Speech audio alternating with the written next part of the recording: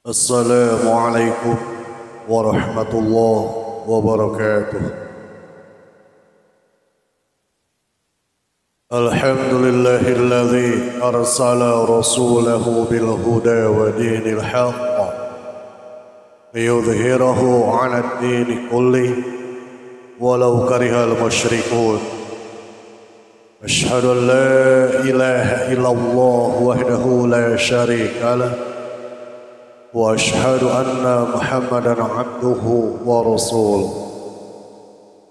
Allahumma salli wa sallim wa barik ala Muhammad wa ala alihi wa sahbihi ajma'in. Qala Allah ta'ala fil Qur'anil Karim, a'udzu billahi minasy syaithanir rajim. يا أيها الذين آمنوا اتقوا الله حق تقاته ولا تموتن إلا وأنتم مسلمون أما بعد. Ma'asyiral muslimin Jumat rahimakumullah. Rasulullah sallallahu alaihi wasallam sebagai nabi panutan alam, uswah dan qudwah bagi kita semua, telah mewanti-wanti kepada kita, memberitahukan kepada kita bahwa ada 6 perkara yang harus kita waspadai. Akhafu alaikum sittan, imaratas sufaha wa sabqad dami wa bai'al hukmi wa qati'atar rahmi wa nashwan yattakhiduna al-Qur'an mazamira wa qasratas syurat. Aku mengkhawatirkan atas kalian 6 perkara, yaitu imarus sufaha, yaitu orang-orang yang bodoh menjadi pemimpin, menumpahkan darah, jual beli hukum, memutuskan silaturahim, anak-anak muda yang menjadikan Al-Quran sebagai seruling-seruling, dan banyaknya algojo yang zalim. Hadis riwayat At-Tabrani. Ma'asyiral muslimin Jumat rahimakumullah. Yang pertama yaitu imarus sufaha, atau orang-orang yang bodoh menjadi pemimpin. Dalam hadis lain Rasulullah sallallahu alaihi wasallam menjelaskan siapa yang dimaksud dengan imarus sufaha. Nabi sallallahu alaihi wasallam bersabda kepada Ka'ab bin Ujrah, semoga Allah melindungimu dari imarus sufaha. Ia berkata, siapakah imarus sufaha itu? Kemudian beliau bersabda, yaitu pemimpin-pemimpin yang akan datang setelahku. Mereka tidak mau mengambil petunjukku dan tidak mau mengambil sunnahku. Barang siapa yang membenarkan kedustaan dan membantu kezaliman mereka, maka ia bukan dari golonganku dan aku bukan dari golongan mereka, dan mereka tidak akan singgah di telaga haudku. Dan barang siapa yang tidak membenarkan kedustaan mereka dan tidak membantu kezalimannya, maka merekalah golonganku dan aku dari golongan mereka, dan mereka akan singgah di telaga haudku. Hadis riwayat Ahmad. Ma'asyiral muslimin Jumat rahimakumullah. Kekhawatiran Rasulullah yang kedua yaitu menumpahkan darah. Menumpahkan darah adalah dosa yang sangat besar di sisi Allah Subhanahu wa taala.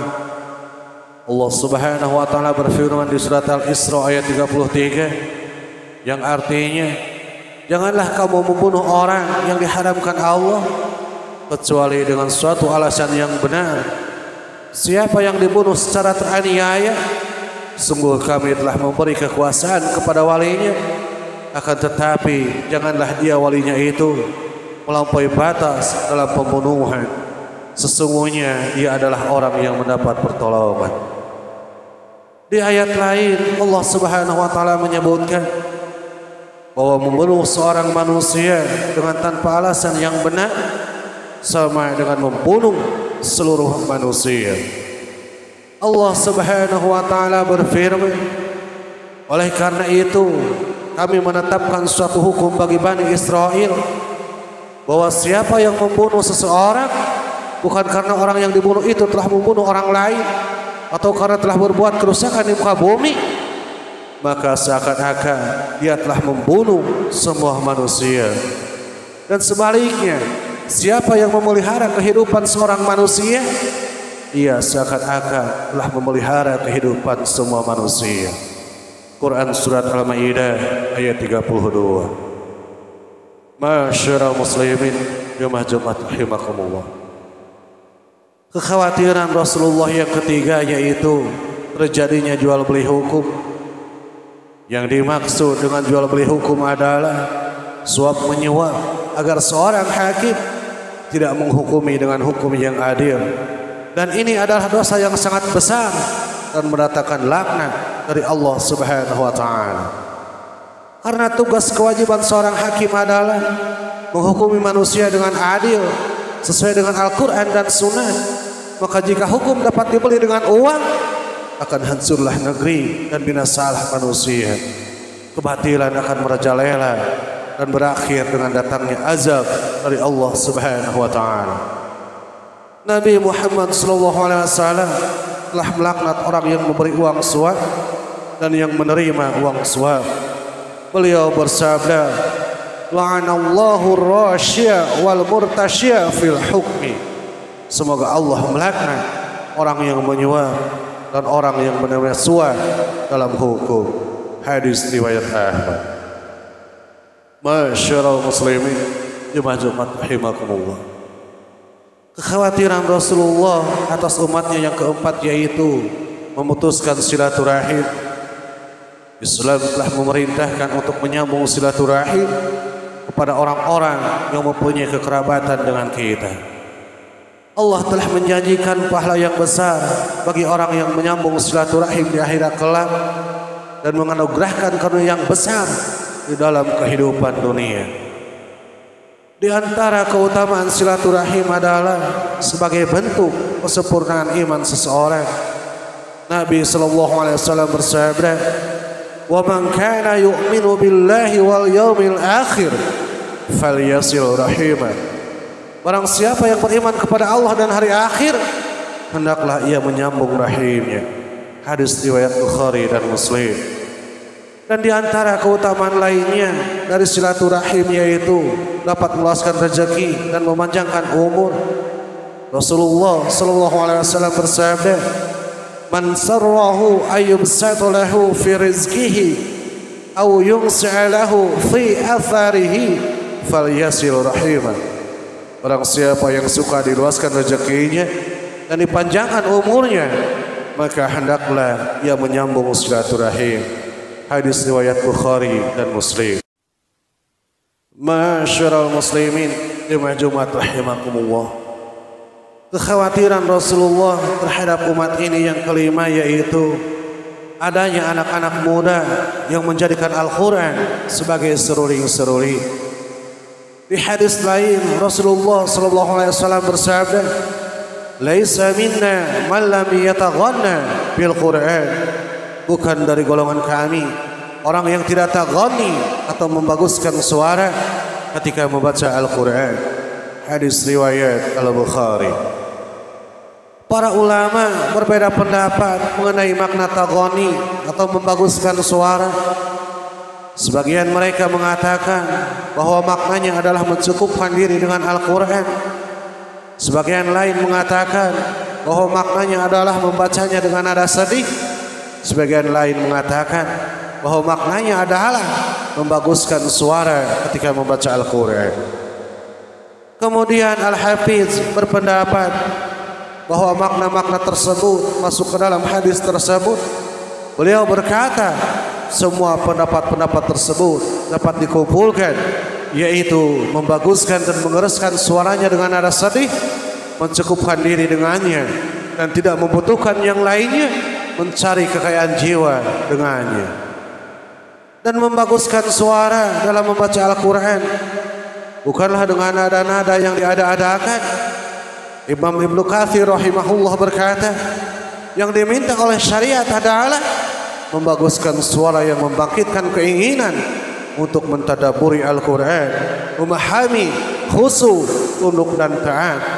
Adapun membaca Al-Quran dengan nada-nada yang diada-adakan, dengan wajan-wajan pola kalimat yang melalaikan dan aturan musik, maka Al-Quran harus disucikan darinya dan dibersihkan dari cara-cara seperti itu. Inilah yang dikhawatirkan Rasulullah, adanya para pemuda yang menjadikan Al-Quran sebagai seruling-seruling. Karena membaca Al-Quran dengan nada yang diindah-indahkan bagaikan nyanyian, amat mudah menjerumuskan pelakunya kepada sifat ria dan keinginan untuk dipuji orang. Yang terakhir, yang keenam, hal yang dikhawatirkan oleh Rasulullah atas umat ini adalah banyaknya algojo yang zalim. Dan algojo zaman sekarang adalah orang-orang yang dibayar dengan tujuan untuk merampas hak orang lain. Masyarul muslimin jemaah Jumat rahimakumullah. Itulah kekhawatiran Rasulullah terhadap umat ini. Semoga kita semua selalu diberikan kekuatan dan dijauhkan dari hal-hal tersebut. Amin ya Allah ya Rabbal alamin. Barakallahu li wa lakum.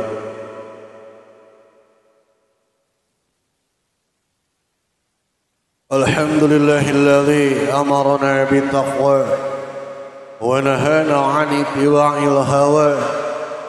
أشهد أن لا إله إلا الله وحده لا شريك له وأشهد أن محمدا عبده ورسوله اللهم صل وسلم وبارك على محمد وعلى آله وصحبه أجمعين قال الله تعالى في القرآن الكريم أعوذ بالله من الشيطان الرجيم يا أيها الذين آمنوا اتقوا الله حق تقاته ولا تموتن إلا وأنتم مسلمون اللهم اغفر للمسلمين والمسلمات والمؤمنين والمؤمنات الأحياء منهم والأموات ربنا ظلمنا أنفسنا وإن لم تغفر لنا وترحمنا لنكونن من الخاسرين ربنا آتنا في الدنيا حسنة وفي الآخرة حسنة وقنا عذاب النار أقول قولي هذا وأستغفر الله لي ولكم السلام عليكم ورحمة الله وبركاته.